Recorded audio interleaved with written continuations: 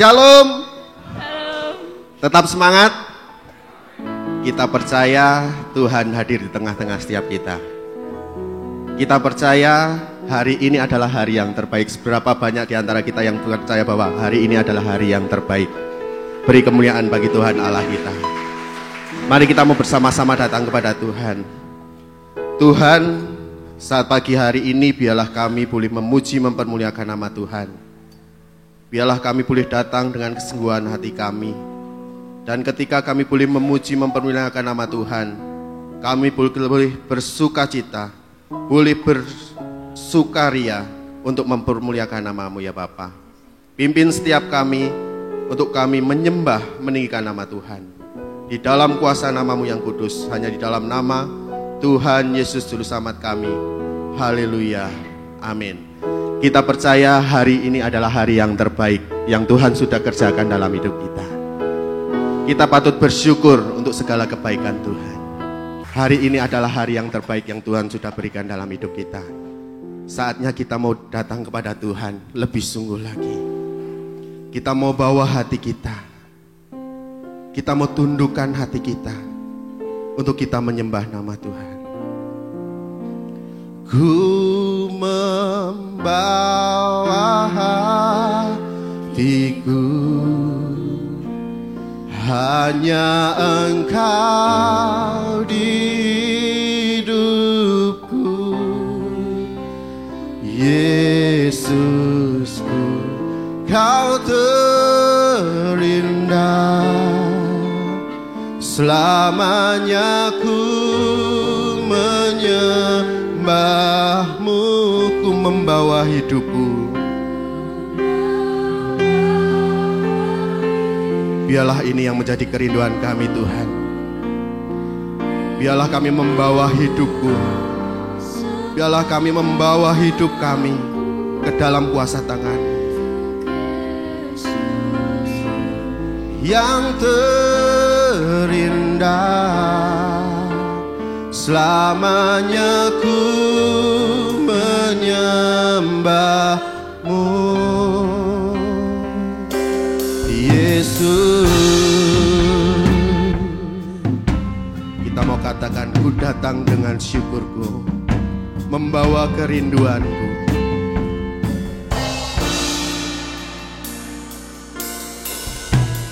Ku datang dengan syukurku, membawa kerinduanku.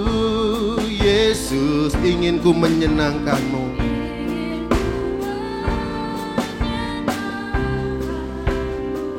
Yes Tuhan, karya-Mu indah bagiku.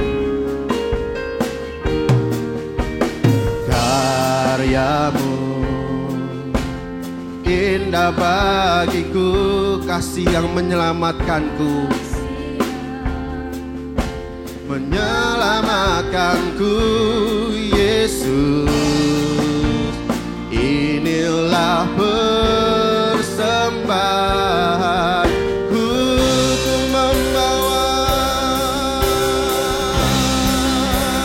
ku membawa hatiku, hanya Engkau di hidupku, Yesusku, Kau terindah. Selamanya ku menyembah-Mu, membawa hidupku.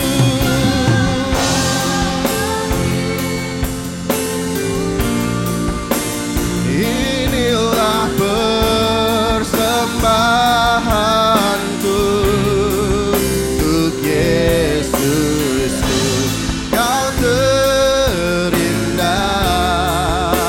Selamanya ku menyembah-Mu,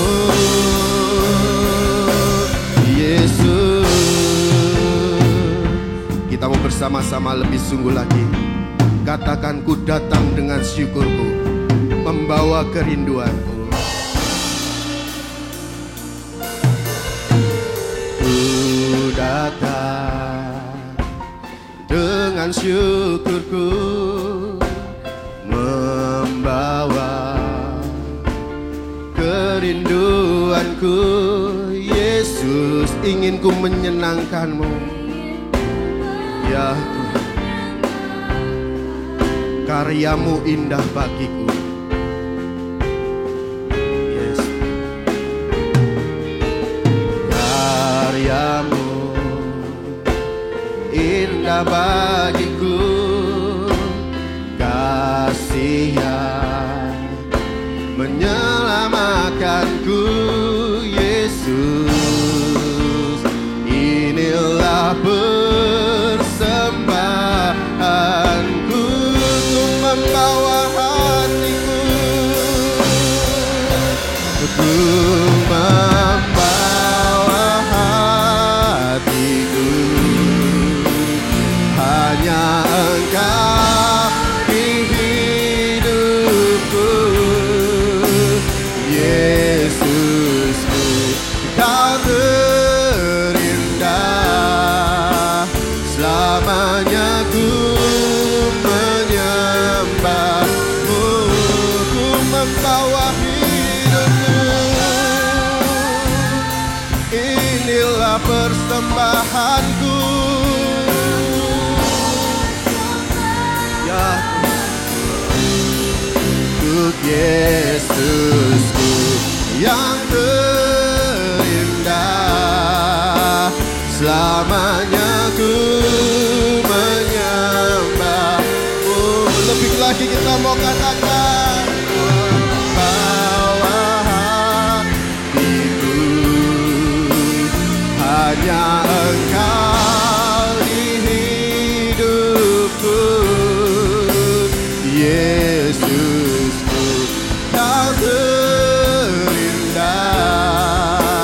Selamanya ku menyembah-Mu, ku membawa hidupku. Inilah persembahanku. Yesusku, Kau terindah. Selamanya ku menyembah-Mu. Yesus,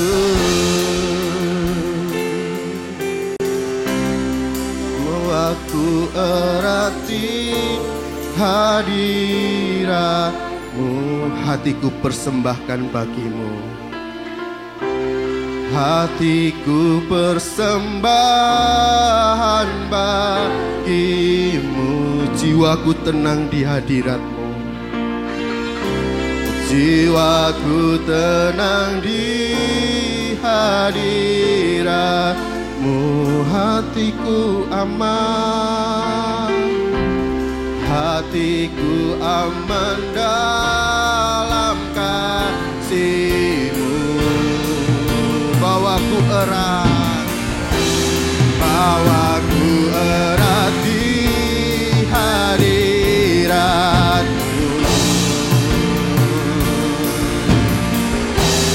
Hatiku persembahan bagi-Mu.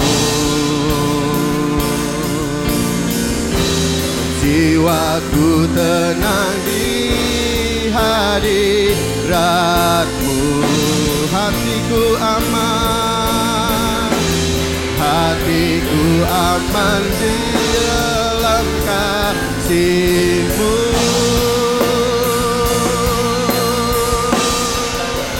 Ku membawa hatiku. Mari angkat tanganmu dan nyatakan pujian ini kepada Tuhan. Biarlah hanya Tuhan yang ada dalam hidup kita. Kau terindah. Selamanya ku menyembah-Mu. Ku membawa hidupku. Inilah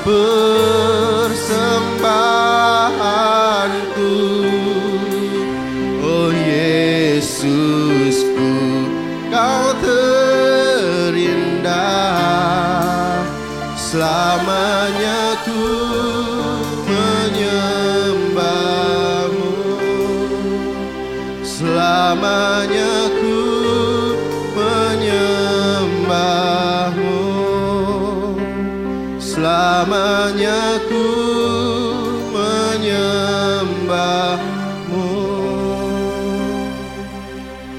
Yesus.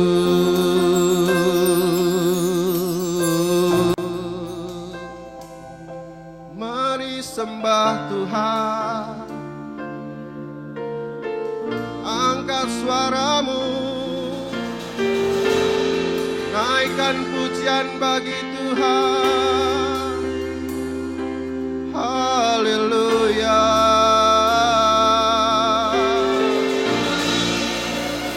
Terima kasih, terima kasih Yesus, buat setiap kebaikan-Mu Tuhan. Haleluya.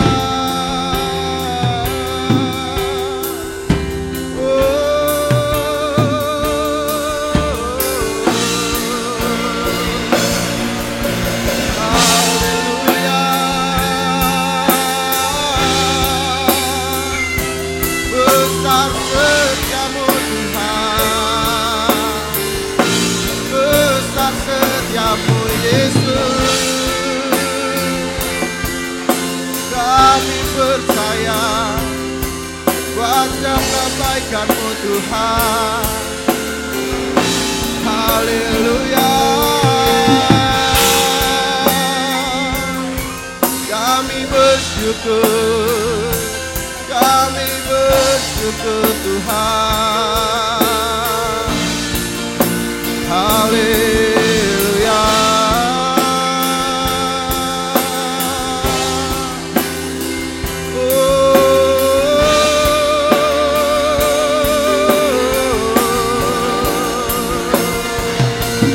Terima kasih Tuhan.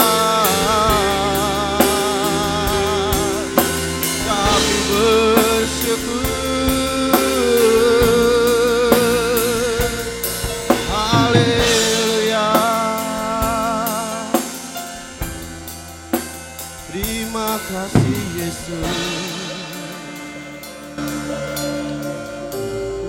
Biar saat pagi hari ini kami boleh terus menaikkan setiap pujian kami Tuhan. Kami percaya Engkau hadir di tempat ini, menilik setiap kami Tuhan. Biarlah pujian kami, penyembahan kami boleh menjadi dupa yang harum yang kami persembahkan untuk kemuliaan nama Tuhan. Kami alaskan semuanya hanya di dalam nama Tuhan Yesus Juru Selamat kami. Haleluya. Amin. Silakan duduk Bapak Ibu Saudara yang kasih Tuhan. Seberapa banyak yang percaya bahwa Tuhan kita adalah Tuhan yang baik. Apapun yang menjadi masalah kita, apapun yang menjadi persoalan kita saat ini, kita percaya kita punya Tuhan yang baik. Mungkin seringkali hidup kita mungkin terasa berat, tapi kita percaya bukti karya Tuhan itu sungguh nyata dalam hidup kita. Haleluya. Tuhan Yesus sungguh baik.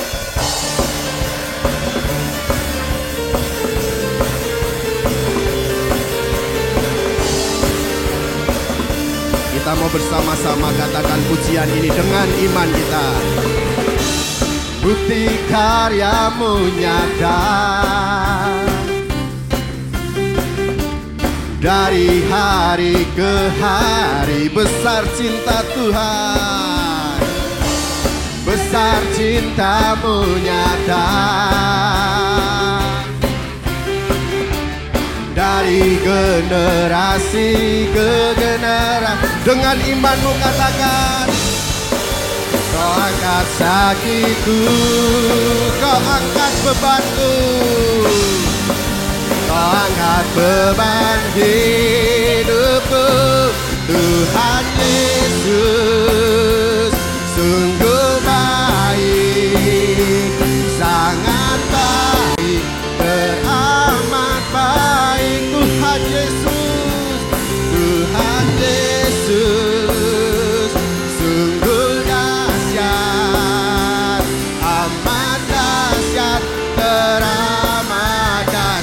Saya mengundang untuk setiap kita bisa bangkit berdiri kembali.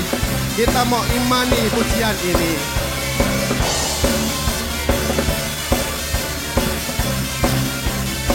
Bersama-sama kita katakan, bukti karyamu nyata dari hari ke hari.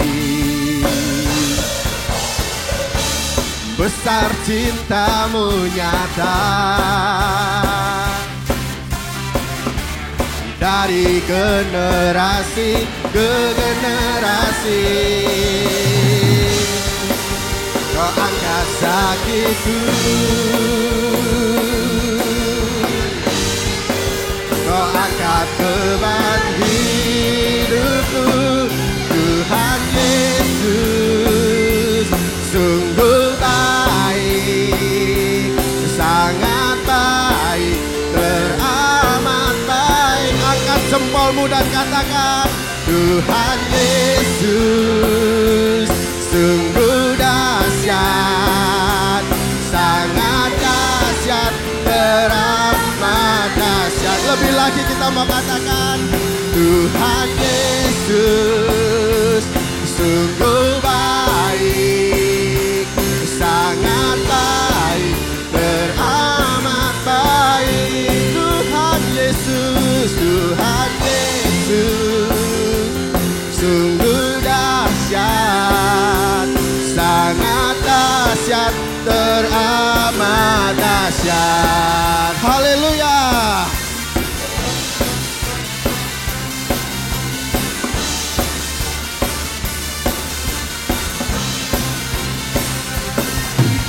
Haleluya. Beri kemuliaan bagi Tuhan kita. Tuhan kita adalah Tuhan yang hebat, amin. Tuhan kita adalah Tuhan yang dahsyat, amin. Dia adalah Tuhan yang hebat. Mari angkat tanganmu dan katakan, betapa hebat, betapa kuat, dahsyatnya Allah kita. Dia ternama Yesus Raja segala raja. Betapa hebat, betapa hebat, betapa kuat, dahsyatnya Allah kita. Dia ternama Yesus Raja segala raja. Ya Tuhan Allah kita. Haleluya. Kita mau bersama-sama katakan, berkuasa.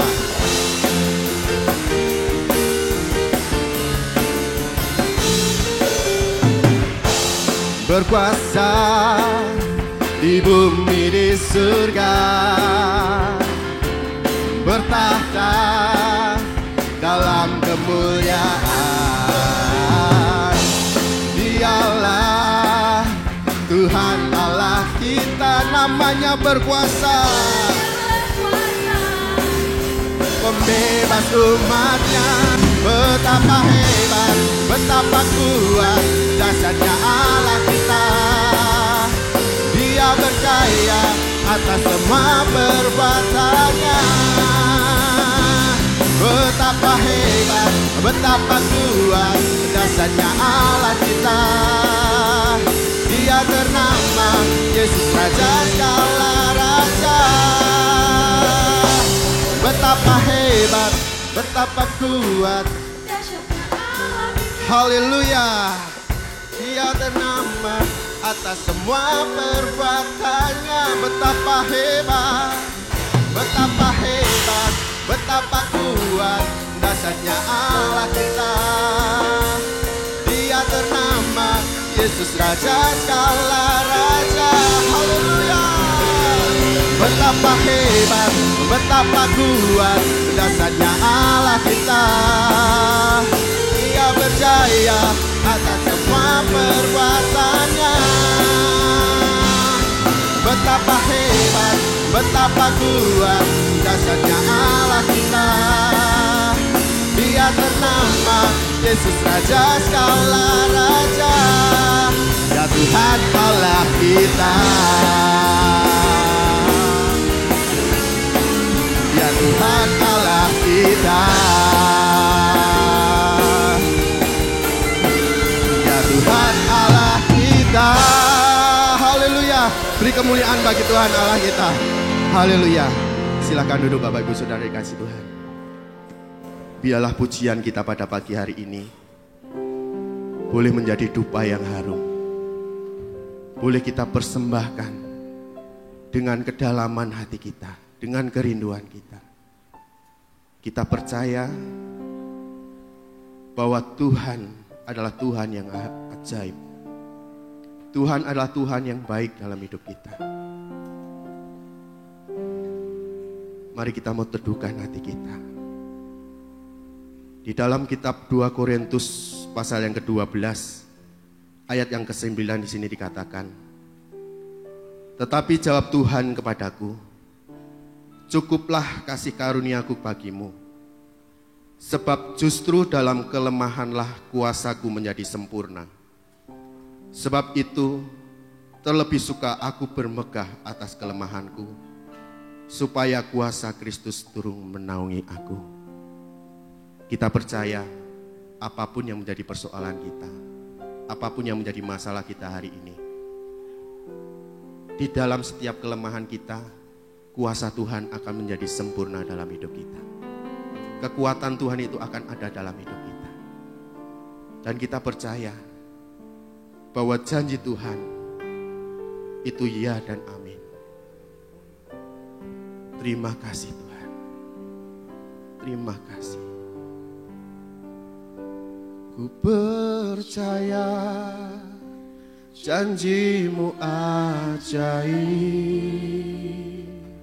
terukir dalam kehidupanku.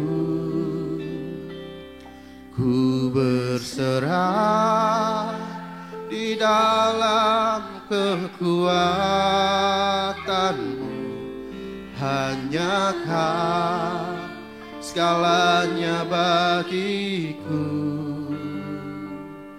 Ku percaya janji-Mu ajaib, terukir dalam kehidupanku. Ku berserah di dalam kekuatan-Mu. Ku percaya. Kita mau nyatakan pujian ini lebih sungguh lagi. Kita mau nyatakan sungguh besar setiamu. Sungguh besar setiamu, Kau nyatakan bagiku. Kau Bapa, Kau Bapa yang selalu mengerti isi hatiku. Kemuliaan-Mu Kau janjikan, kemuliaan-Mu Kau janjikan. Aku tetap percaya. Mari angkat tanganmu dan katakan, ku percaya janji-Mu ajaib, terukir dalam kehidupanku. Ku berserah di dalam kekuatan-Mu, hanya Kau segalanya bagiku. Ku percaya, percaya janji-Mu ajaib, terukir dalam kehidupanku. Ku berserah di dalam kekuatan-Mu. Ku percaya. Kita mau lebih sungguh lagi katakan, sungguh besar setiamu. Sungguh besar setiamu. Mari saya undang untuk setiap kita bisa bangkit berdiri. Biarlah kita mau mengungkapkan pujian ini dengan iman kita, dari dasar hati kita. Yes. Isi hatiku,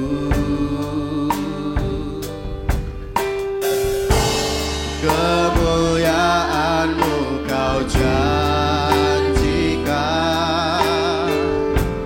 aku tetap percaya,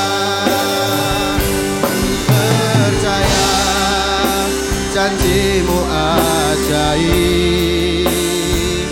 terukir dalam kehidupanku. Ku berserah di dalam kekuatan-Mu, hanya Kau segalanya bagiku. Ku percaya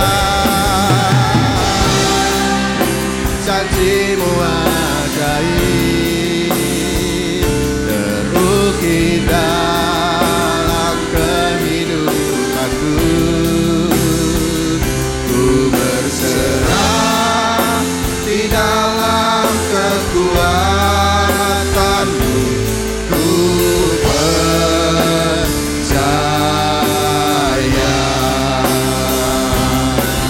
tak akan ku takut, tak akan ku gentar. Kaulah firman-Ku, Kaulah Tuhanku. Tak akan ku ragukan kebaikan-Mu di hidupku.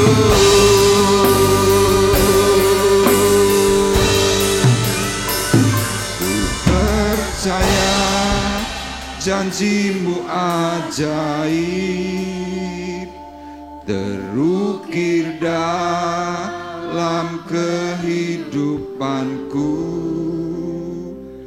Ku berserah di dalam kekuatan-Mu, hanya Kau segalanya bagiku.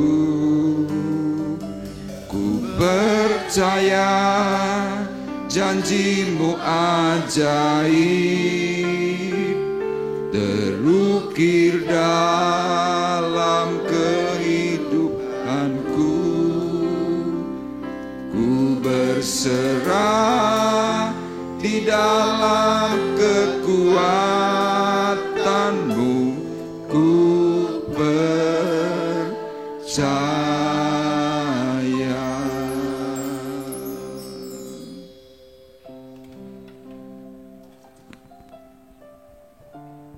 Kami mau belajar percaya kepada Tuhan yang hidup. Di dalam semua persoalan,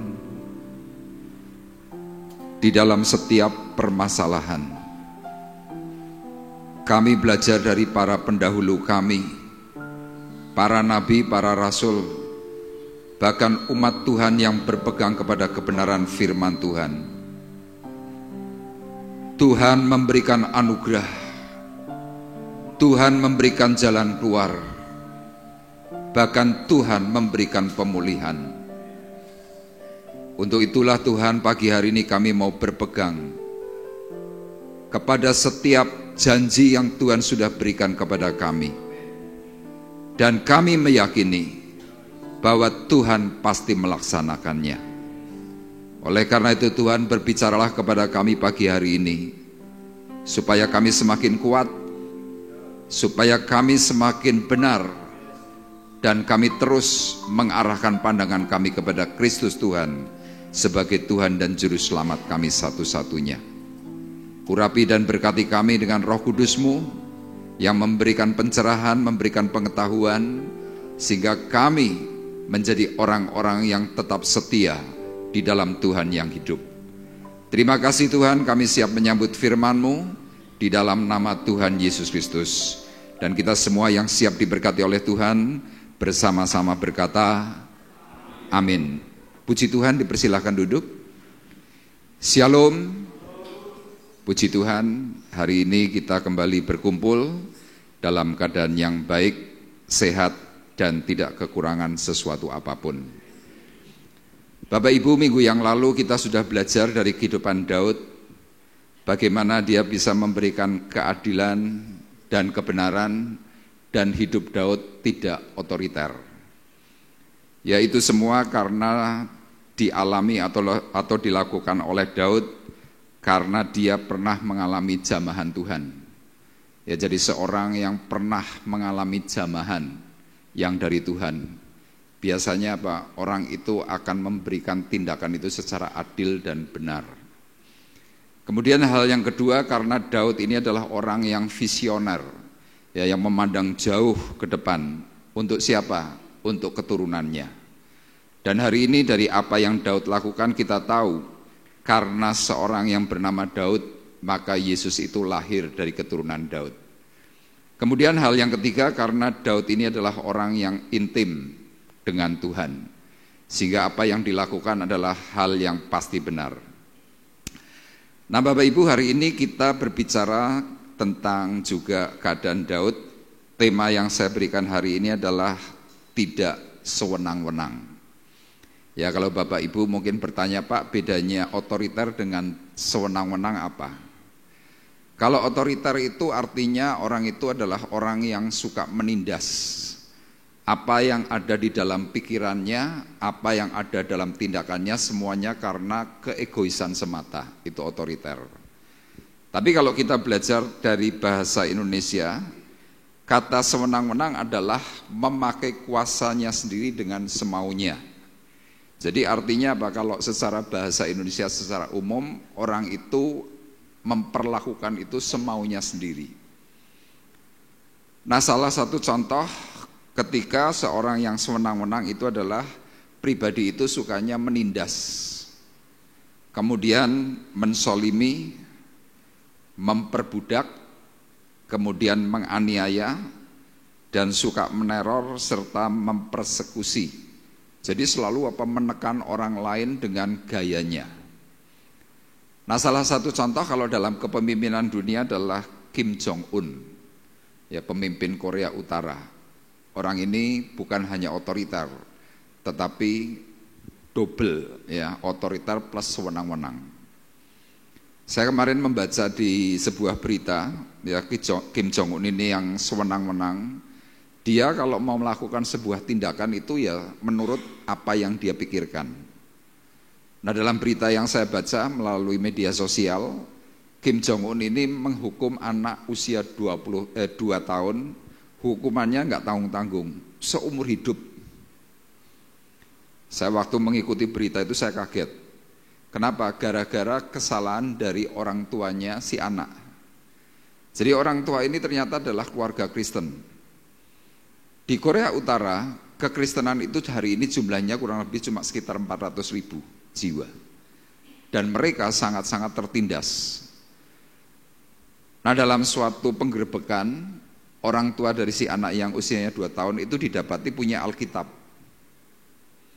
Ketika didapati ada Alkitab, kemudian seluruh keluarga ini mulai disidak, semua rumah dibersihkan, dan didapati hanya cuma 1 Alkitab. Akibat dari itu orang tuanya dihukum seumur hidup, anak yang tidak tahu menahu pun akhirnya juga dihukum seumur hidup, umur 2 tahun. Itu Kim Jong-un, salah satu contoh tokoh yang bertindak sewenang-wenang. Kemudian kalau dalam zaman tahun-tahun 1945 ada seorang pemimpin dunia bernama Hitler. Ya, ini tindakannya juga sama, gak suka tembak, gak suka bunuh, itu Hitler. Nah, dalam kehidupan kita mungkin kadang-kadang kita tidak se ekstrim dari 2 pemimpin tadi. Tapi kadang-kadang kalau kita sudah punya sebuah kehendak, kita harus paksakan kepada orang lain suka atau tidak suka. Nah, ujung-ujungnya ketika ada hal-hal yang memberikan tekanan, pasti akan timbul yang namanya perseteruan. Nah, dari perkataan firman Tuhan yang kita sudah pelajari kemarin, tidak otoriter dan hari ini tidak sewenang-wenang, kita akan melihat kembali dalam 2 Samuel pasal 8 ayatnya yang ke-15. Ya, ini cerita tentang keadaan Daud. Ya, 2 minggu yang lalu sudah saya sampaikan dan sudah saya bacakan. Tetapi ini menjadi sebuah ayat landasan kita bahwa Daud seorang yang memerintah, seorang yang berkuasa, dia bisa bersikap dengan adil. Nah, kita perhatikan dalam 2 Samuel pasal 8 ayat 15, Bapak Ibu bisa lihat di layar LCD, firman Tuhan berkata demikian. Demikianlah Daud telah memerintah atas seluruh Israel dan menegakkan keadilan dan kebenaran bagi seluruh bangsanya. Bapak Ibu sekali lagi perhatikan bahwa inilah tindakan Daud ketika dia berkuasa. Ya, kalau dalam bahasa Indonesia akan memakai kata demikianlah Daud telah memerintah. Tetapi dalam King James Version kata ini lebih tepat, ketika Daud telah berkuasa. Kenapa dalam King James memakai kata berkuasa? Karena orang berkuasa itu bisa memerintah. Tapi orang yang memerintah belum tentu punya kuasa. Nah, Daud sebagai seorang penguasa hari itu menguasai seluruh tanah di Israel, menjadi raja atas bangsa-bangsa. Daud ternyata berlakunya bijak. Dia tidak otoriter, dia tidak sewenang-wenang.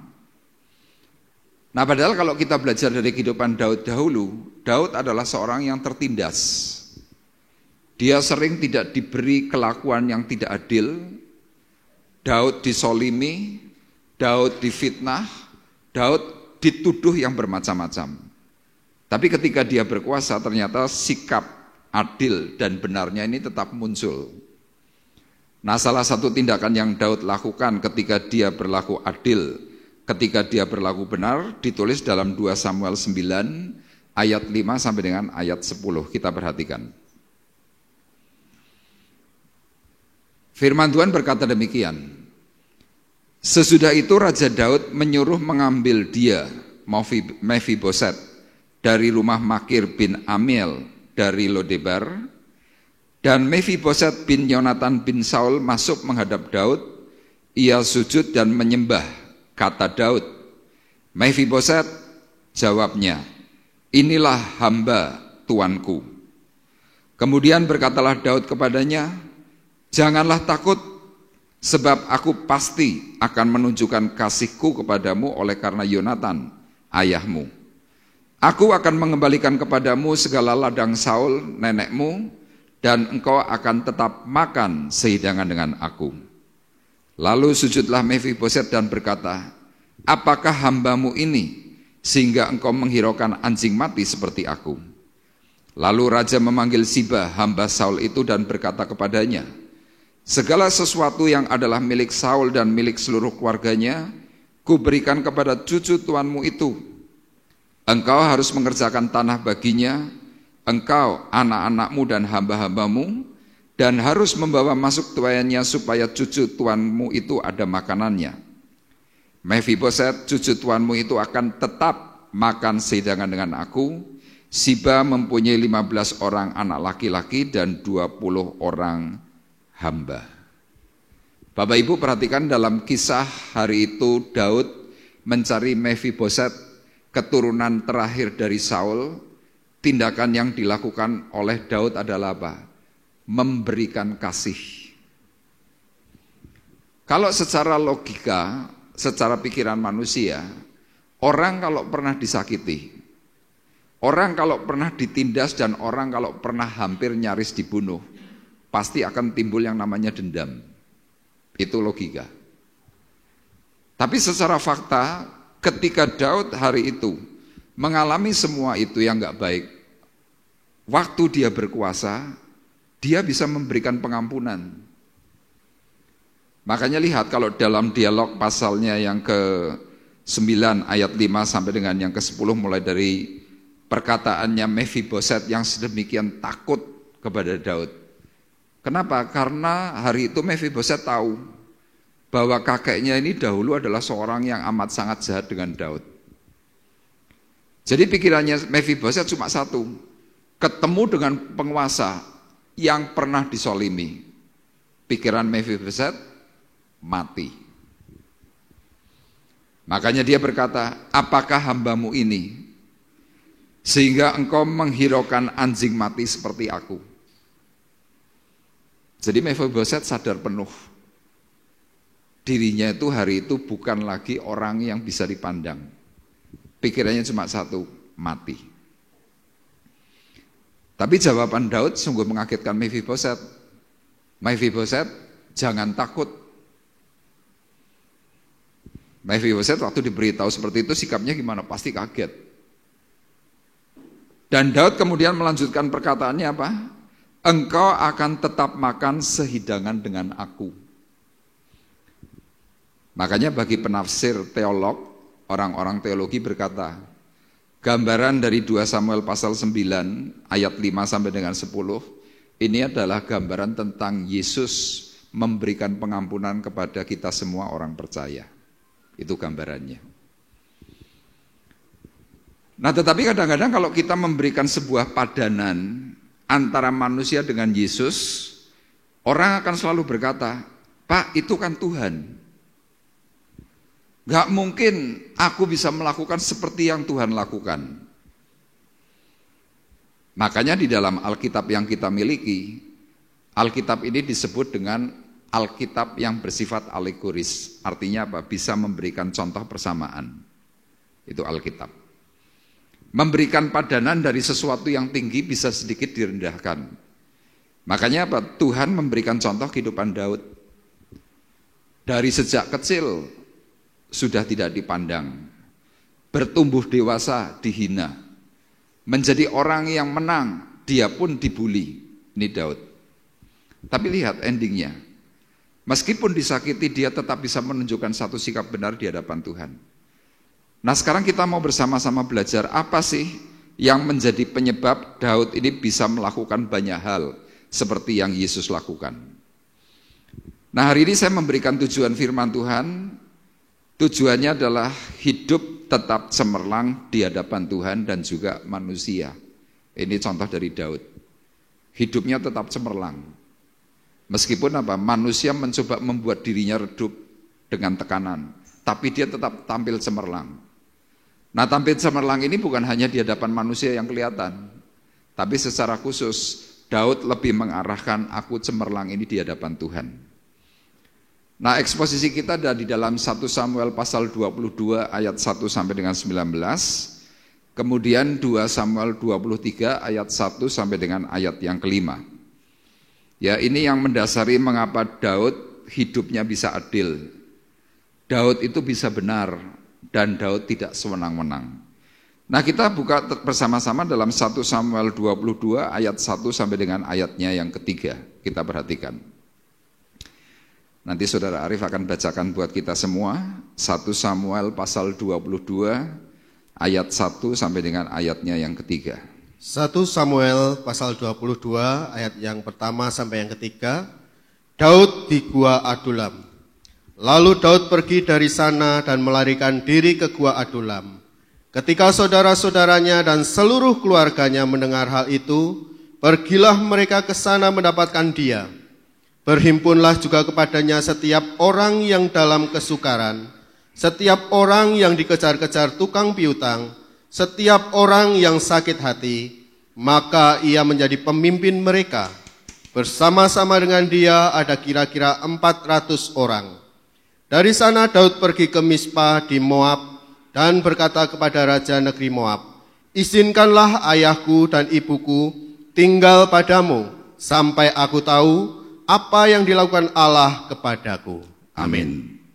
Bapak Ibu perhatikan judul perikop dari ayat yang kita baca adalah Daud di Gua Adulam. Cerita ini menceritakan ketika hari itu Daud sedang dikejar-kejar oleh Saul, mertuanya, rajanya sebagai pemimpin Israel yang pertama. Kemudian karena Daud ini mau dibunuh, kemudian dia melarikan diri. Nah, peristiwa pergi ke Gua Adulam ini adalah peristiwa yang sudah kesekian kali. Dan Saul untuk mau membunuh Daud itu enggak tanggung-tanggung, berulang kali. Dia memakai tombak yang cukup besar, ketika melihat Daud langsung dilempar tombak ini seperti lembing. Tapi berulang kali juga Daud ini bisa lolos. Nah, dalam peristiwa seperti inilah Daud ini sadar. Dari seorang yang secara status Daud ini adalah orang biasa, mau dibunuh oleh raja tetapi selalu lolos. Selalu lolos. Nah, Daud berpikirnya apa? Ini karena penyertaan Tuhan. Sama dalam kehidupan kita Bapak Ibu, kadang-kadang kita ini sudah disolimi. Kita diberi rasa yang tidak adil. Tapi kalau kita perhatikan bersama-sama, kenapa ya kok kita semuanya sampai hari ini masih bisa hidup? Sama seperti Daud, karena penyertaan Tuhan. Nah, sewaktu Daud mulai pergi dan salah satunya pergi ke Gua Adulam, firman Tuhan sekali lagi berkata, lalu Daud pergi dari sana, dari hadapannya Saul, melarikan diri ke Gua Adulam, dan ketika saudara-saudaranya dan seluruh keluarganya mendengar hal itu, pergilah mereka ke sana mendapatkan dia. Jadi Daud dalam pengungsian, dalam pelarian, kemudian para saudara-saudaranya, teman-teman baiknya dengar, oh Daud bersembunyi di Adulam. Mereka rame-rame cari Daud, kumpul. Kemudian mulai mempertanyakan, kenapa kamu harus lari, kira-kira seperti itu. Kamu kan benar. Tapi Daud mengatakan, iya meskipun aku benar tapi aku mau dibunuh. Nah, dari perbincangan itu ternyata di situ ada dalam ayat 2, berhimpun juga kepadanya setiap orang yang dalam kesukaran, setiap orang yang dikejar-kejar tukang piutang, setiap orang yang sakit hati. Bapak Ibu perhatikan, Daud menjadi seorang pemimpin kelompok orang-orang yang bermasalah. Tolong bisa ditampilkan di teks PowerPoint-nya aja. Di sini sekali lagi dikatakan orang yang dalam kesukaran, orang yang dikejar-kejar utang, orang yang sakit hati. Ini ada 3 kelompok ini. Nah, kalau kita membaca dalam ayat-ayat ini kita tentu hanya berpikir, oh ini cerita. Tapi kalau ternyata diperhatikan, ini adalah sebuah pengalaman yang baru buat Daud. Makanya hal yang pertama, kenapa Daud ini kok tidak sewenang-wenang? Kenapa Daud ini bisa adil? Kenapa Daud ini bisa benar? Karena dia punya pengalaman. Dan pengalaman buat Daud adalah sebuah guru yang mahal. Sama Bapak Ibu pernah enggak punya pengalaman yang menjadikan, ini sesuatu yang mahal, yang berarti ini tak ingat-ingat terus, kira-kira seperti itu. Saya percaya kita semua pasti punya pengalaman. Pengalaman Daud di sini jelas disolimi dalam ayat 1.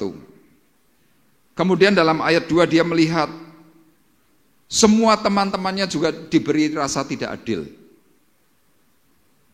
Dan yang ketiga dalam ayat 3 dikatakan apa? Dari sana Daud pergi ke Mispa di Moab dan berkata kepada raja negeri Moab, izinkanlah ayahku dan ibuku tinggal padamu sampai aku tahu apa yang dilakukan Allah kepadaku. Yang ketiga ini cerita ini agak sedikit menyimpang nyeleneh, tapi berkaitan. Berkaitannya apa? Kenapa Daud yang hari itu pernah disakiti, pernah tidak dihargai secara baik oleh kedua orang tuanya. Tetapi kenapa hari itu malah orang tuanya Daud ini malah dilindungi oleh Daud? Makanya di sini saya tuliskan, ingat Mazmur pasal 27 ayat 10. Perkataannya apa? Coba kita lihat sebentar. Selanjutnya. Meskipun sekalipun ayahku dan ibuku meninggalkan aku, namun Tuhan menyambut aku.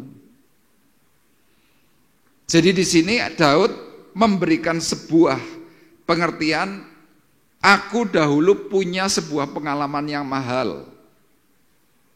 Aku pernah dikejar-kejar mau dibunuh. Teman-temanku semuanya mengalami kesukaran. Dan ibuku yang pernah menolak aku. Kalau mungkin Daud mau curhat, dia mengatakan, itu semua menyakitkan hatiku. Kira-kira seperti itu. Makanya kalau Bapak Ibu pernah mengalami sesuatu yang nggak enak. Saya berkata itu sebetulnya adalah sebuah pengalaman yang mahal untuk supaya kita masing-masing jangan meniru perbuatan-perbuatan yang seperti itu. Amin. Tapi kadang-kadang kan kita malah enggak. Ketika kita pernah disakiti, kita balas menyakiti. Ketika kita mungkin pernah dihina, kita balas menghina. Padahal kalau kita mau perhatikan secara baik, kenapa ya Tuhan kok izinkan semua itu harus terjadi?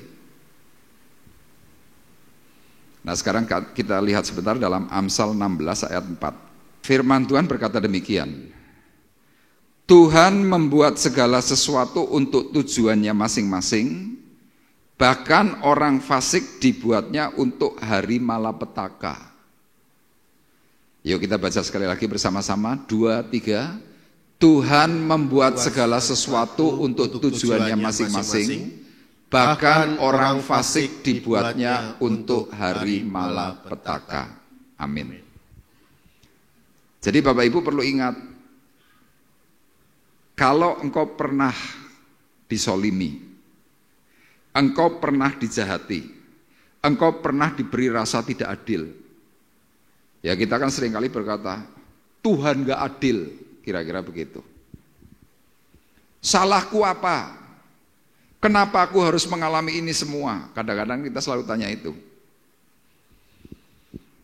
Nah jujur Bapak Ibu, saya pun juga sering mengalami peristiwa itu. Dahulu sewaktu saya belum bertobat, pertanyaan-pertanyaan seperti ini seringkali saya munculkan dan saya tidak punya jawaban. Tetapi ketika saya masuk dalam pertobatan, kemudian saya mulai banyak belajar dari Alkitab. Pertanyaan itu kembali muncul. Tuhan, di Alkitab nih loh banyak orang yang tidak diberi keadilan. Tuhan, di sini ada banyak sekali orang tertindas. Sama kadang-kadang kita nih loh ketemu orang, kita kan pasti tanya. Orang model jahat seperti ini kok iso berkatnya melimpah, kira-kira begitu. Nah kita yang sudah mulai merasa baik, kita merasa bahwa oh aku sudah lakukan itu semua buat Tuhan. Tapi selalu saja kita rasanya tertindas. Akhirnya suatu hari karena saya juga merasa hal-hal seperti itu terjadi, saya bertanya lagi sama Tuhan. Tuhan, kenapa sih kok aku harus melihat orang-orang model yang tidak menyukakan itu? Itu berulang kali saya tanyakan. Suatu hari dalam doa saya mendapatkan jawabannya simpel. Kamu jangan seperti itu. Cuma itu tok jawabannya. Makanya sekarang kalau saya melihat ada orang yang bertindak aneh, semaunya sendiri, sewenang-wenang, merasa yang paling hebat, kadang timbul perasaan itu, timbul pertanyaan itu. Kembali jawaban Tuhan yang muncul. Kowe ojo koyo ngono. Itu jawabannya. Nah Daud melakukan hal yang sama. Apa itu? Dia bertanya kepada Tuhan. Makanya dalam kitab Mazmur lihat, banyak sekali pertanyaan-pertanyaan yang Daud ajukan. Tapi kenapa Daud bisa mengambil satu tindakan yang benar? Karena seperti hal yang pertama tadi, dia punya pengalaman yang mahal. Dan saya percaya, kalau kita diperlakukan tidak adil, pasti akan muncul perasaan tidak senang. Sama, kalau engkau yang pernah diberi rasa tidak adil, kemudian mencoba memperlakukan orang lain dengan cara yang sama, secara otomatis orang itu pun pasti tidak senang.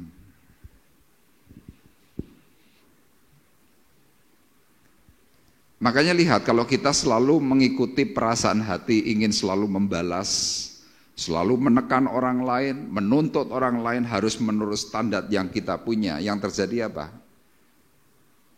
Kayak filmnya Koping Ho, dendam turun-temurun.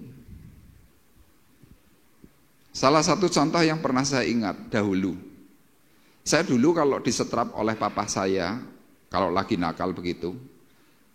Papa saya enggak tukang pukul, bukan main pukul, tetapi papa saya cuma panggil saya. Gini, saya mendekat. Kemudian papa saya ambil kapur. Kemudian bikin lingkaran, saya suruh tidak boleh bergerak di dalam lingkaran itu, cuma gini dong. Perintahnya simple. Ngadeg, ojo gerak. Sudah saya suruh. Minimal 1 jam. Kalau gerak gimana? Ditambahi hukumannya. Angkat kaki kanan, tangan kanan pegang telinga kiri, suruh begini. Itu hukumannya. Nah, ketika saya sudah dewasa, kemudian saya menikah, saya punya anak, yang terjadi, saya kalau mendidik Michael juga seperti itu.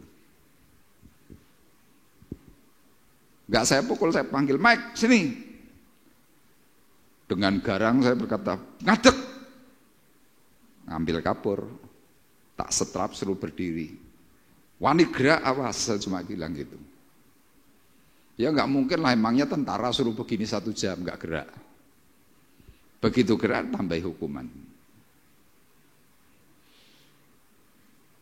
Anak kecil bisa apa? Enggak bisa apa-apa. Saya dahulu ngecap papa saya, wong kok sewenang-wenang. Ternyata sama, anak saya bilang kepada mamahnya, kepada istri saya, "Kai, anakmu ngomong, wong tua sewenang-wenang." Bilang begitu. Daud kalau mau sewenang-wenang bisa enggak? Bisa, wong dia penguasa kok. Tapi kenapa dia tidak melakukan tindakan yang jahat itu kepada Mephiboset? Kenapa dia justru malah memberikan kasih? Karena Daud sadar bahwa dirinya itu sudah diberi hal-hal yang baik, hal-hal yang indah dari Tuhan. Itu yang Daud sadari.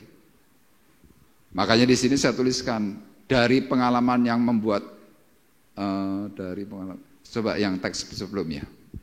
Ya, Daud punya pengalaman pernah disolimi, pernah diperlakukan secara tidak adil, dan itu merupakan hal yang menyakitkan. Dan dia melihat teman-temannya diperlakukan hal yang sama. Juga dia pernah tertolak oleh orang tuanya, dan dia melihat orang yang menolong dirinya malah dibunuh oleh Saul. Jadi ini peristiwa keempat, Bapak Ibu. Daud hari itu lari kepada seorang imam bernama Ahimelek. Daud hanya minta petunjuk dari imam untuk berdoa. Tiba-tiba Imam Ahimelek yang ada di Not ini didatangi oleh Saul bersama Doeg. Kemudian Imam Ahimelek tiba-tiba dipersekusi oleh Saul, dan singkat cerita semuanya dibunuh. Itu peristiwa keempat. Next, coba teksnya. Kemudian di sini saya tuliskan dari pengalaman itu yang membuat hati Daud itu prihatin. Prihatinnya bagaimana? Daud itu batin. Lah iya, raja, penguasa, tapi solim. Itu keprihatinan Daud. Dan sejak hari itu Daud itu bertekad mengambil keputusan yang benar. Dengan cara apa? Dia mau berbuat yang adil. Di sini saya tuliskan, bagaimana dengan kita?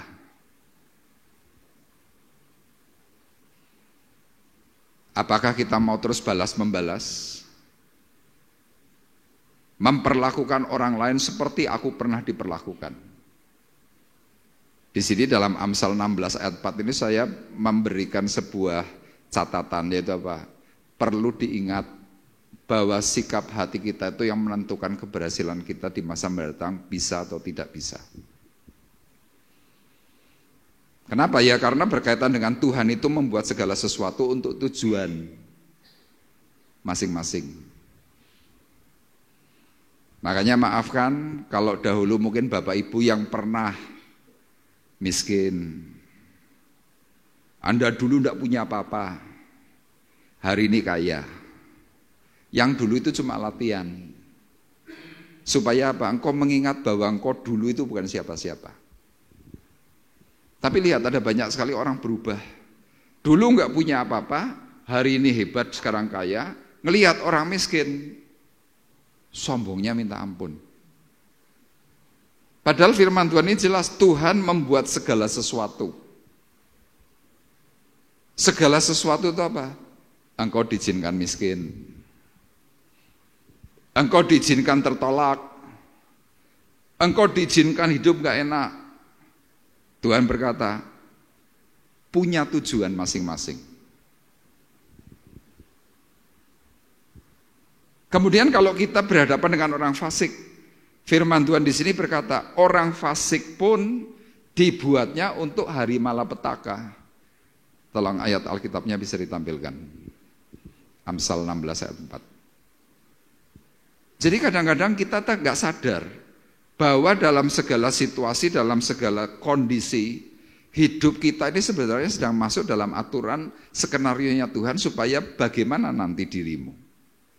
Kira-kira seperti itu. Nah, dalam ayat firman Tuhan ini banyak diceritakan. Salah satu contohnya keadaan Saul. Dulu Saul waktu masih miskin, belum jadi raja, rendah hati. Rendah hati. Tapi ketika dia menjadi raja, menjadi penguasa, tiba-tiba perangainya berubah. Bapak Ibu bisa belajar dalam kitab Tawarikh, ujung hidupnya Saul bagaimana? Mati bunuh diri, itu Saul. Terus Doeg, bagaimana akhir hidupnya?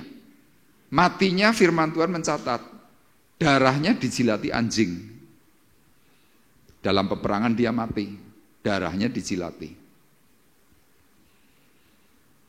Dari pengalaman itulah Daud itu sadar.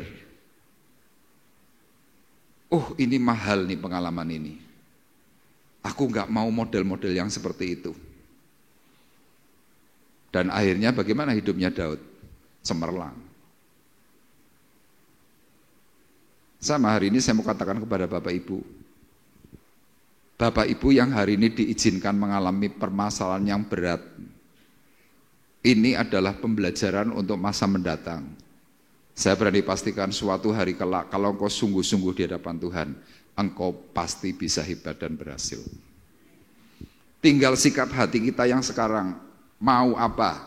Mau model yang lama, tetap jahat, atau hari ini kita perbarui, seperti hidupnya Daud. Daud mengalami kegemilangan. Itu yang pertama. Kemudian hal yang kedua, mengapa Daud ini tidak sewenang-wenang? Yang kedua, karena memang Daud tidak mau ikut-ikutan jahat. Tidak mau. Ada orang yang melihat orang jahat, oh aku tak melu-melu.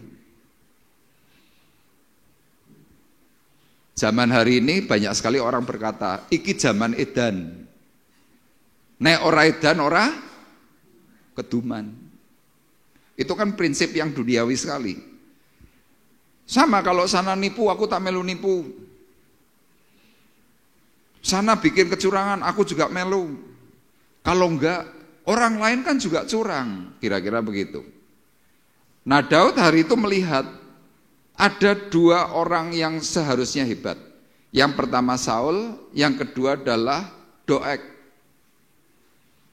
Di sini saya tuliskan, hanya karena perasaan cemburu dan perasaan tidak suka yang tidak alasan, menjadikan Saul dan Doeg menjadi seorang pembenci. Dan dua orang ini akhirnya menjadi pembunuh orang-orang yang tak bersalah. Ya, kita akan lihat ayatnya dalam 1 Samuel pasal 22 ayat 16 sampai dengan ayat 19. Tolong dibacakan.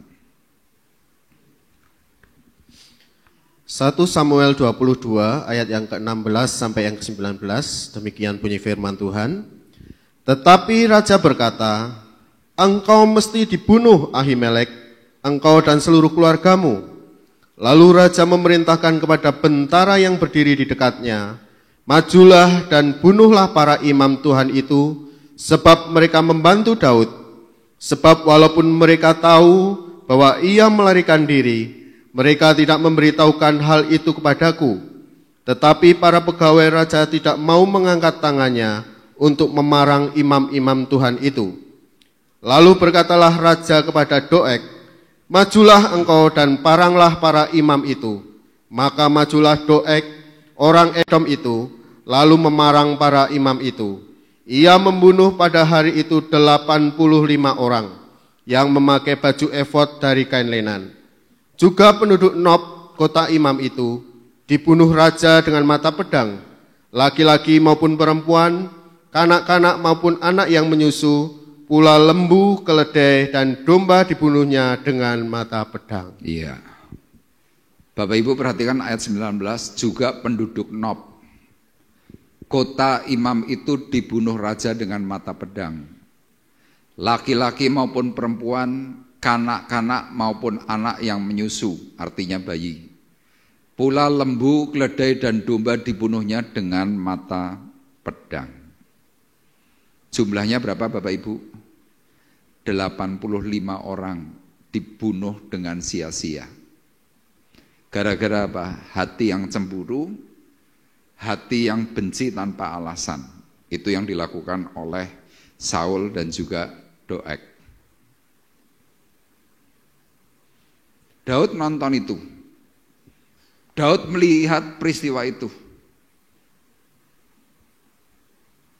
Coba kalau Bapak Ibu mungkin tiba-tiba mendengar suatu berita, misalkan satu keluarga ini dibantai karena dirampok misalkan. Kita pikirannya apa? Lah iya wong kok kejem kok yang ngono. Wis ngerampok mbok wis kira-kira begitu kan. Tapi jangan terus membantai satu keluarga. Sama peristiwa yang terbaru itu di Jakarta. Satu keluarga, ayah, ibu, 2 anak. Anaknya baru usia 13 dan 16 tahun. Diajak terjun bareng di daerah Penjaringan. Lantai berapa? Lantai 22 kalau nggak salah. Dengan kondisi tangan terikat. Bapak Ibu bisa bayangkan, teksek gitu semua. Saya waktu dengar berita itu saya cuma mikir, lah iya, kok ono ya wong tua kentir gitu. Bayangkan anak tuh tahu apa sih umur 13 dan 16 tahun. Ternyata sesudah diusut oleh polisi, kena pinjol, pinjaman online, utangnya di mana-mana, bermain saham, bermain ini dan itu dan lain sebagainya. Karena faktor apa? Keserakahan. Sama dalam cerita ini ada orang yang ya dalam tanda kutip saya katakan gila. Hanya karena benci kepada seseorang, yaitu Saul benci kepada Daud. Loh, Ahimelek ini kan cuma diberi pertanyaan oleh Daud. Pertanyaannya apa? Pak Pendeta, mbok tolong berdoa kepada Tuhan, tanyakan kehendak Tuhan dalam hidupku itu apa. Kira-kira Daud minta tolong Ahimelek itu seperti itu. Daud pergi dengan diberi bahan makanan, kemudian Saul dan Doeg bersama tentaranya itu datang tanya. Ahimelek ini diinterogasi. Kenapa kamu kok malah nulungi Daud? Jelas orang itu aku benci, kamu malah bela-belain. Mati kamu. Kira-kira Saul berkata seperti itu pada Ahimelek. Ini ayat yang ke-16 tadi. Tetapi raja berkata, engkau mesti dibunuh Ahimelek, engkau dan seluruh keluargamu. Ini yang namanya otoriter, ini yang namanya sewenang-wenang. Ahimelek sudah tidak bisa membalas. Orang-orang di Not pun sudah tidak bisa membalas keberadaan Saul. Tapi Tuhan yang membalaskan semuanya.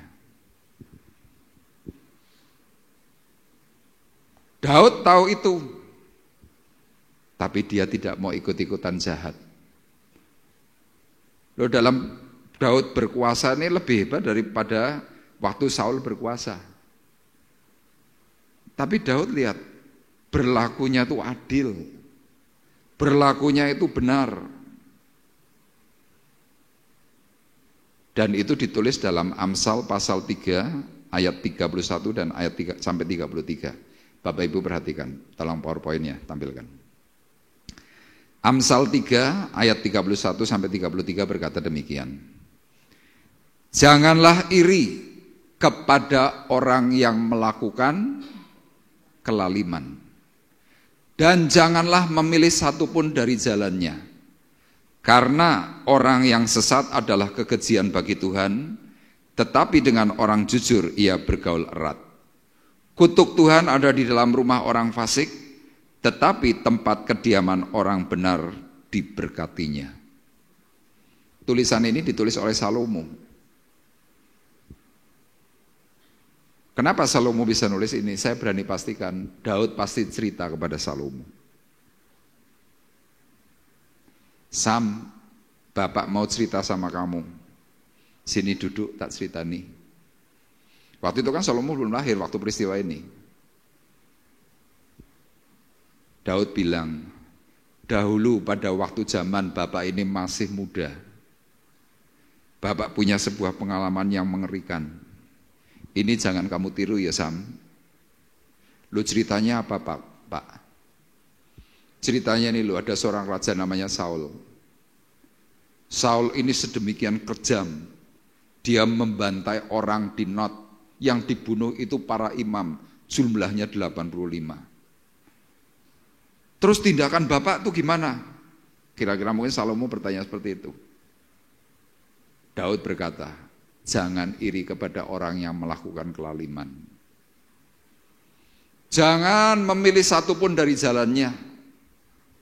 Kenapa? Karena orang yang sesat adalah kekejian bagi Tuhan. Kenapa Daud mengatakan Saul ini sesat? Iya, Saul ini orang yang tahu kebenaran. Dia dari keluarga miskin, dari suku Benyamin, diangkat jadi raja. Dahulu rendah hati, begitu punya kuasa, wah, ompa-ompaan, kira-kira begitu. Makanya Daud berkata kepada Salomo apa? Sesat. Orang sesat adalah kekejian bagi Tuhan. Makanya saya mau katakan kepada Bapak Ibu, hati-hatilah kalau kita ini sudah tahu kebenaran, tapi sikap kita ini lalim. Sikap kita ini seenaknya sendiri. Sikap kita ini tidak adil. Kita perlu hati-hati. Kenapa? Urusannya itu nanti dengan Tuhan. Dan dikatakan dalam ayat 33, kutuk Tuhan ada di dalam rumah orang fasik. Tetapi tempat kediaman orang benar diberkatinya. Ini. Ya, rentetan cerita ini pasti mengarah kepada 1 Tawarikh pasal yang terakhir. Waktu Saul itu menikamkan dirinya dengan pedang waktu dia kalah perang. Saul hari itu belum mati. Saul minta kepada pegawainya, bunuh aku daripada aku ditangkap musuh. Pegawainya yang tahu bahwa Saul orang yang diurapi Tuhan. Pegawainya berkata tidak. Saul ambil pedang, pedangnya ditancapkan terbalik, krek. Dia sambil tertatih-tatih, ini seakan ini pedang ini, jep, melet, mati. Ini loh yang dikatakan, kutuk Tuhan ada di dalam rumah orang fasik.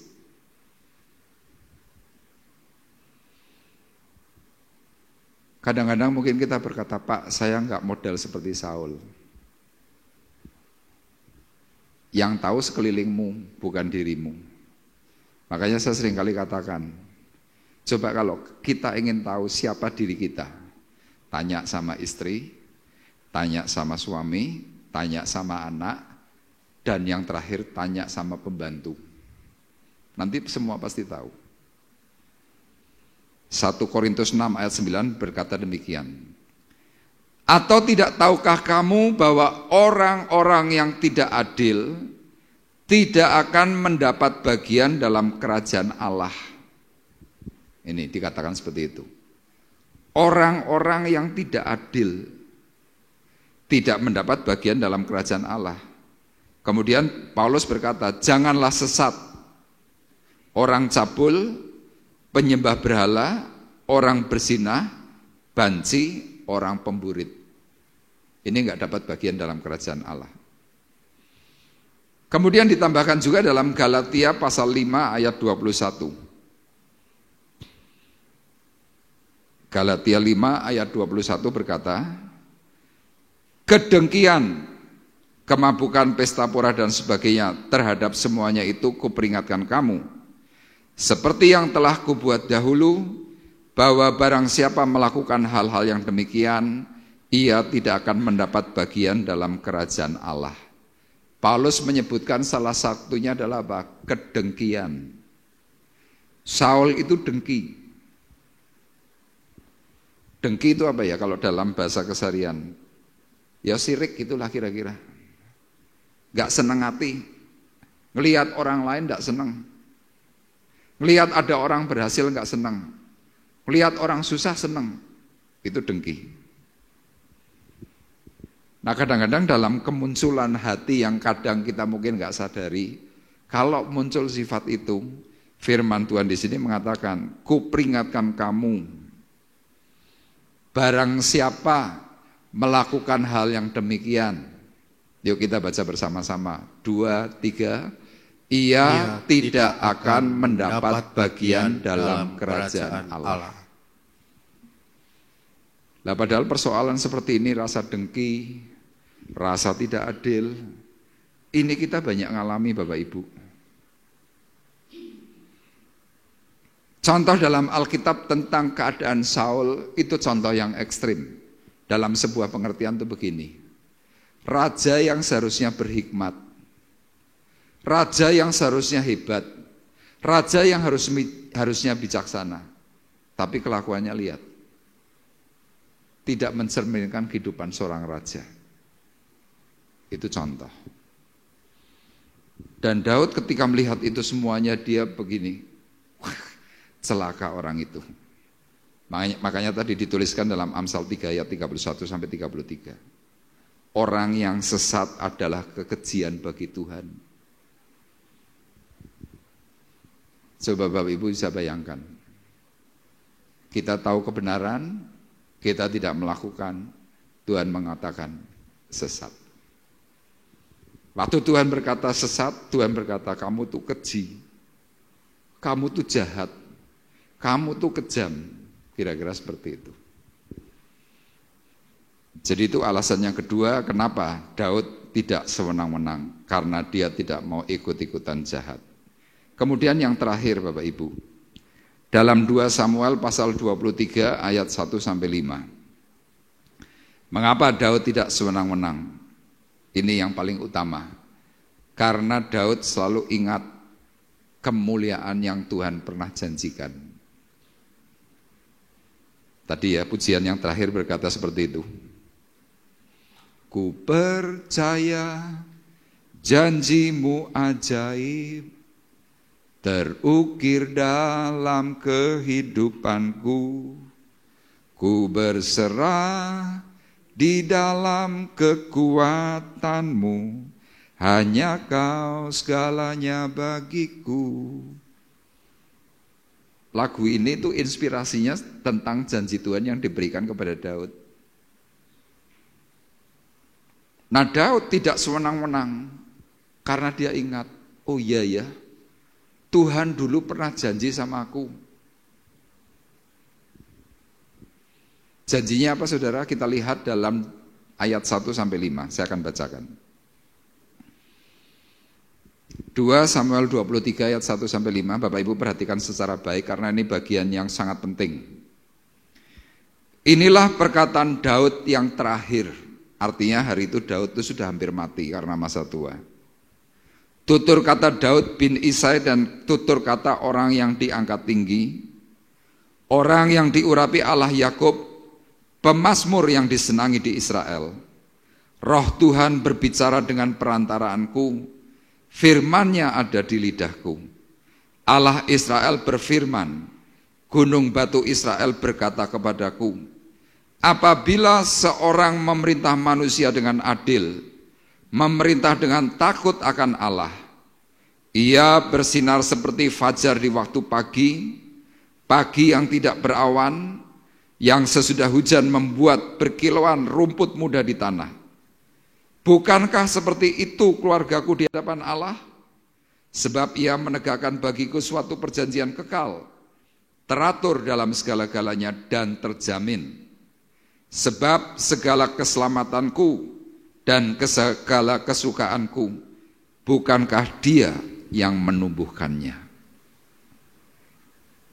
Daud berkata, hari itu ditulis untuk sebuah catatan ingat-ingatan sejarah. Tapi Alkitab memberikan satu kumpulan perkataan-perkataan yang hebat dari Tuhan. Itu yang namanya kanonik. Perkataannya jelas. Apabila seseorang memerintah manusia dengan adil, memerintah dengan takut akan Allah. Yuk kita lihat dan baca bersama-sama ayat 4. Tolong ditampilkan ayat 4. Yuk kita baca bersama-sama. 2, 3. Ia bersinar seperti fajar di waktu pagi, pagi yang tidak berawan, yang sesudah hujan membuat berkilauan rumput muda di tanah. Itu orang yang berlaku adil di hadapan Tuhan.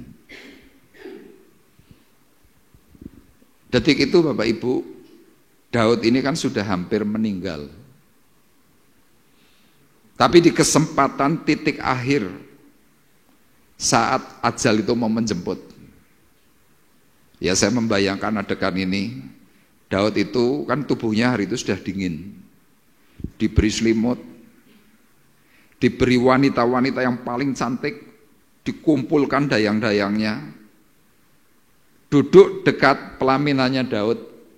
Saya membayangkan para dayang-dayang itu megangi tangannya Daud. Mungkin Daud tuh matanya tinggal kelip-kelip gitu loh, ketip orang mau mati kan biasanya cuma kayak gini. Dia tiba-tiba ingat perkataan Tuhan. Makanya bagi pencatat yang mencatat kitab 2 Samuel dikatakan apa? Inilah perkataan Daud yang terakhir. Tolong PowerPoint-nya. Inilah perkataan Daud yang terakhir. Tutur kata Daud bin Isai dan tutur kata orang yang diangkat tinggi. Jadi ini jelas penulis, bukan Daud yang nuliskan. Tutur kata orang yang diangkat tinggi. Orang yang diurapi Allah Yakub, pemazmur yang disenangi di Israel. Jadi penulis itu memberikan sebuah catatan yang apa ya, yang indah. Akhir hidup dari seorang yang dahsyat. Ditulis yang bagus-bagus. Nah saya mau sampaikan, nanti kalau kita mati, kira-kira orang tuh mau ngomong apa kepada kita? Dia kan kadang-kadang ada orang yang mati kan langsung ada komentar, beneran ngurang-ngurangi wong jahat, nggak kira-kira begitu. Beneran ben orang ngamuan. Tapi penulis ini kan berkatanya beda. Dia menunjukkan sebuah isi hatinya. Dia kehilangan sangat. Ada orang yang diurapi Allah, pemazmur yang disenangi di Israel. Kemudian dituliskan apa? Roh Tuhan berbicara dengan perantaraanku. Firman-Nya ada di lidahku. Ini Daud yang ngomong ini. Roh Tuhan itu ada padaku. Saya membayangkan mungkin sudah lemah suaranya, mungkin salon. Mungkin dia cuma ngomong, Roh Tuhan ada padaku. Ngomong apa Raja? Roh Tuhan ada padaku. Yang bikin catatan tanya lagi, ngomongnya yang jelas Raja, kurang jelas. Roh Tuhan ada padaku. Catat. Terus apalagi Raja? Firman-Nya ada di lidahku. Kira-kira gitu, wong tua banget kok. Terus habis ngomong gitu, ngomong lagi. Apalagi. Ini ayat 3. Allah Israel berfirman. Ini kalau saya memperagakan begini semua nanti selesainya jam 10 Bapak Ibu. Tak bikin lebih simple. Allah Israel berfirman.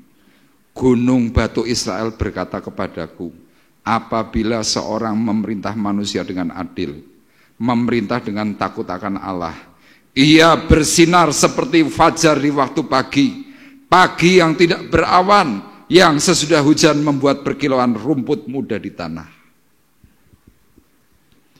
Ya, Temanggung ini kan kotanya enak ya, sejuk. Ya seperti pagi hari ini tidak ada awan, langitnya tadi biru. Bapak Ibu yang tadi mungkin dalam perjalanan pasti ngeliat tuh tadi sepanjang di daerah Bulu itu masih banyak sawah. Ijunya mesti royo-royong, berkilauan. Tuhan mau berkata, itulah hidup orang yang benar, orang yang adil. Cemerlang di hadapan Tuhan. Kemudian perkataan Daud yang terakhir dikatakan apa? Bukankah seperti itu keluargaku di hadapan Allah? Jadi waktu Daud mau mati ini saya bayangkan yang nungguin itu banyak. Ada panglimanya, ada hulu balangnya, ada menterinya. Semuanya tuh melihat Daud pasti sudah berlinangan air mata, nangis. Daud sempat berkata, bukankah seperti itu keluargaku di hadapan Allah? Yang lainnya langsung menjawab, benar Tuanku. Kan kira-kira seperti itu. Terus apa lagi? Sebab ia menegakkan bagiku suatu perjanjian kekal. Yang lainnya nyauti lagi, benar Tuanku. Teratur dalam segala-galanya dan terjamin. Mereka bilang lagi, benar Tuanku. Loh, ini benar semua Bapak Ibu. Dan yang terakhir dikatakan apa? Sebab segala keselamatanku, segala kesukaanku, bukankah Dia yang menumbuhkannya? Daud yang terakhir ini cuma ngomong, hidup itu anugerah. Makanya dalam poin terakhir ini saya tuliskan apa? Daud ingat kemuliaan yang dijanjikan. Saya rangkum dengan kata-kata begini. Daud selalu ingat yang Tuhan janjikan. Dan itu dibuktikan di masa tuanya saat menjelang ajal. Dia sempat mengingatnya dan ditulisnya untuk kita semua. Untuk saya dan saudara. Diiling-iling. Jangan lupa, berpeganglah pada janjinya. Meskipun hari ini ada rasa ketidakadilan yang sedang kau alami.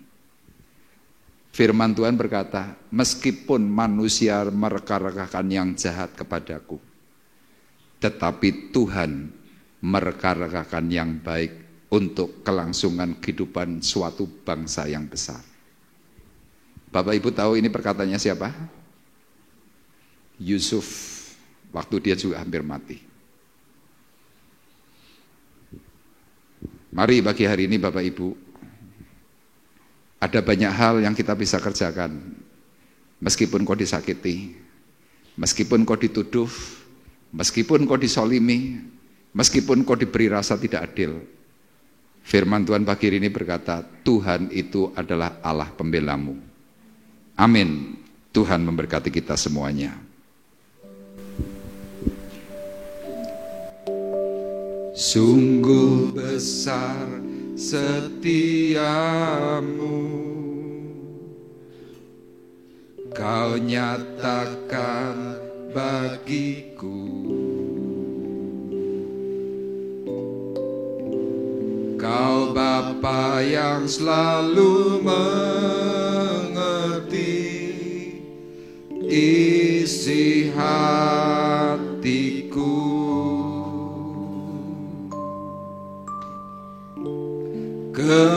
Kemuliaan-Mu kau janjikan, aku tetap percaya.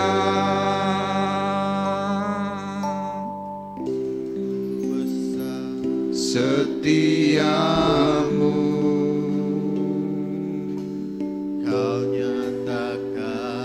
bagiku.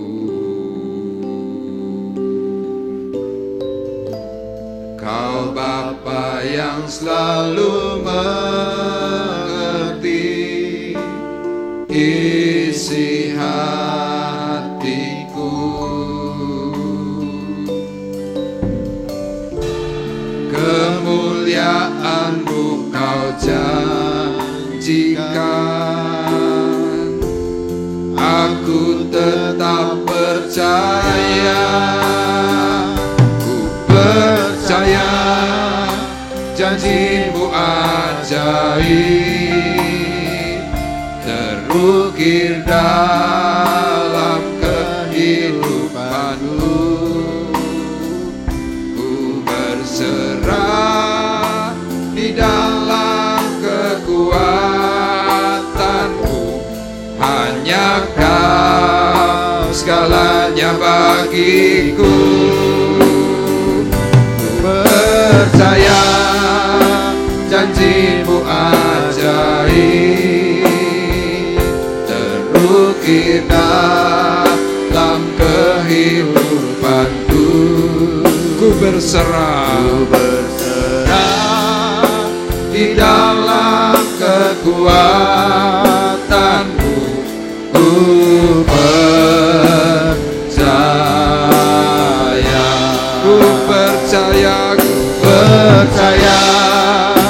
janji-Mu ajaib, terukir dalam kehidupanku. Ku berserah di dalam kekuatan-Mu, hanya Kau segalanya bagiku. Ku percaya janji-Mu ajaib, terukir dalam kehidupanku. Ku berserah di dalam kekuatan-Mu. Ku percaya.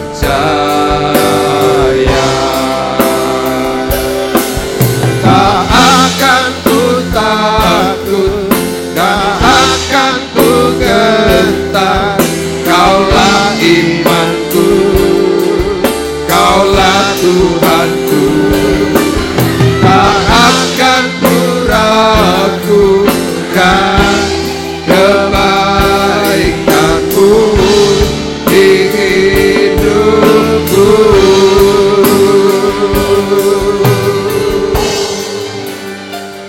Ku percaya janji-Mu ajaib, terukir dalam kehidupanku. Ku berserah di dalam kekuatan-Mu, hanya Kau segalanya bagiku. Ku percaya janji-Mu ajaib, terukir dalam kehidupanku. Ku berserah di dalam kekuatan-Mu. Ku percaya.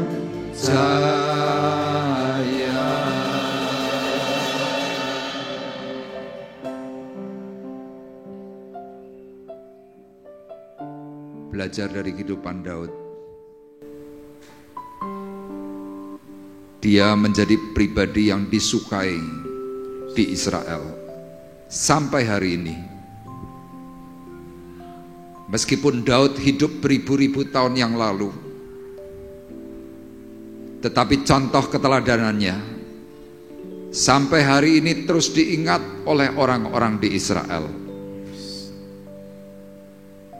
Dan mari bersama-sama, ketika kita diingatkan oleh Tuhan melalui kehidupan yang Daud sudah contohkan, Hari ini kita minta kepada Tuhan, Tuhan beri kami semua hamba-hambamu, beri kami semua anak-anakmu di tempat ini roh kebijaksanaan yang daripada Tuhan, sehingga kami berlaku adil, kami berlaku benar, sehingga anak cucu kami tetap cemerlang sampai Tuhan datang yang kedua kali. Tuhan, kami mohon supaya kuasa firman-Mu itu hidup. Kuasa firman-Mu itu Tuhan termeterai dalam diri kami, sehingga apa yang Tuhan katakan di pagi hari ini membuat kami semakin mempunyai semangat yang baru, karena Tuhan memberikan janji-janji yang ajaib atas kami semuanya. Dan kami pegang janji-Mu Tuhan untuk dinyatakan oleh Tuhan. Terima kasih Bapa di surga untuk berkat Tuhan pagi hari ini. Kami bersyukur di dalam nama Tuhan Yesus Kristus. Dan kita yang sudah diberkati oleh Tuhan bersama-sama berkata, amin. Mari kita memberikan korban yang terbaik untuk kemuliaan nama Tuhan. Kita bersama-sama kembali datang untuk berdoa. Bapa di surga, kami bersyukur untuk pagi hari ini atas setiap firman yang boleh kami terima. Biarlah semakin hari Tuhan boleh bentuk setiap kami, sehingga kami tetap rendah hati di hadapan Tuhan. Bapa di surga, kami boleh menerima setiap perkataan firman-Mu, meteraikan perkataan firman-Mu dalam hidup kami, memberkati untuk hamba-Mu yang sudah menyampaikan akan setiap perkataan firman-Mu, terus Engkau pakai dalam setiap pelayanan hamba-Mu ya Bapa. Kalau juga sebentar kami akan memberikan sebagian dari apa yang kami boleh miliki, biarlah Tuhan kami boleh memberikan dari dasar hati kami, untuk kami mempermuliakan nama Tuhan. Memberkati untuk petugas kolektan yang sebentar akan mengedarkan, biarlah Tuhan terus pakai kehidupan mereka untuk menjadi saluran berkat-Mu. Memberkati setiap jemaat-Mu di tempat ini dengan segala berkat kelimpahan akan dari Engkau ya Bapa. Terima kasih Bapa di surga, kami serahkan segala sesuatunya hanya di dalam nama Tuhan Yesus Juru Selamat kami. Haleluya. Amin. Baik, kita akan bersama-sama mengakhiri perjumpaan ibadah kita pagi hari ini. Saya kembali mengundang Bapak Ibu untuk bangkit berdiri. Dan sekali lagi mengingatkan besok sore hari Kamis tanggal 28 Maret ada doa mengingat menjelang Tuhan Yesus ditangkap, ya, mulai jam 5:30 dan kemudian ibadah Jumat Agung hari Jumat jam 7 pagi di tempat ini. Saya mengundang Bapak Ibu untuk bisa bersama-sama kembali hadir untuk bersama-sama menikmati berkat Tuhan. Tuhan, terima kasih untuk pagi hari ini, karena Engkau baik. Engkau terus mengingatkan kepada kami semuanya bahwa waktu-Mu sudah semakin mendekat. Waktu kedatangan-Mu sudah diberi banyak tanda. Kami hari ini beribadah mempersiapkan diri kami supaya kami berlaku benar, kami berlaku setia, kami berlaku adil, dan pada akhirnya Tuhan berkenan kepada kami semuanya. Melalui apa yang Tuhan sudah sampaikan, biarlah itu termeterai atas kami. Tuhan, kami sebelum berpisah mengingat akan keberadaan jemaat Tuhan yang sakit. Kami terus berdoa Tuhan mengingat Bapak Suparwoto yang hari ini kembali opnam di Rumah Sakit Umum di Temanggung. Tuhan, hamba-Mu berdoa mohon pengampunan, mohon berkat kasih, mohon pertolongan daripada Tuhan. Sehingga Pak Woto, Ibu Harsi sungguh mengalami jamahan, mengalami kasih karunia, mengalami berkat pemulihan. Tim dokter perawat, meskipun Tuhan memakai biaya BPJS, tetapi kami percaya Tuhan yang akan menolong, Tuhan yang mengambil bagian dengan benar. Amin. Sehingga Pak Woto dan Ibu Arsi kembali dipulihkan. Amin. Kami pagi hari ini juga berdoa Tuhan untuk saudara kami Erik, supaya bagian kakinya Engkau sempurnakan, sembuhkan di dalam nama Yesus. Kami berdoa Tuhan untuk keberadaan Erik bersama keluarga, supaya Tuhan menolong dan juga memberkati. Kami terus berdoa Tuhan untuk Ibu Ngatmi. Kami berdoa untuk Pak Jimmy yang juga masih mengalami sakit. Kiranya berkat kasih karunia Tuhan yang ajaib melanda mereka semuanya. Kami berdoa Tuhan untuk yang berulang tahun Ibu Lia, untuk saudara Vinsa, untuk anak Aryo. Tuhan berkati mereka semua dalam nama Yesus. Amin. Kasih karunia Tuhan yang melimpah bekerja. Dan kami juga berdoa Tuhan untuk anak-anak kami yang sekolah di dalam kota maupun yang di luar kota, kiranya Tuhan menolong. Dan Tuhan kiranya memberkati mereka yang sedang mencari pekerjaan. Tuhan, kami berdoa untuk anak yatim piatu, para janda dan fakir miskin, supaya Engkau juga berkati mereka semuanya. Dan tiba saatnya Tuhan, sekarang kami berpisah, kami mengangkat hati, kami mengangkat tangan kami di hadapan Tuhan. Sidang jemaat Tuhan terkasih, marilah kita bersama-sama pulang dengan membawa berkat, damai sejahtera Allah Bapa di sorga. Pulang dengan membawa kasih karunia Tuhan Yesus Kristus. Amin. Di dalam persekutuan Roh Kudus. Amin. Tuhan memberkati engkau dan melindungi engkau. Amin. Tuhan menyinari engkau dengan wajahnya dan memberi engkau kasih karunia. Tuhan menghadapkan wajahnya kepadamu dan memberi engkau damai sejahtera. Amin. Mulai dari pagi hari ini sampai Maranatha datang yang kedua kali. Dalam nama Tuhan Yesus kami sudah berdoa, mengucapkan syukur kami. Dan kita yang diberkati oleh Tuhan bersama-sama berkata, amin. Terima kasih Yesus. Terima kasih. Terima kasih Yesus.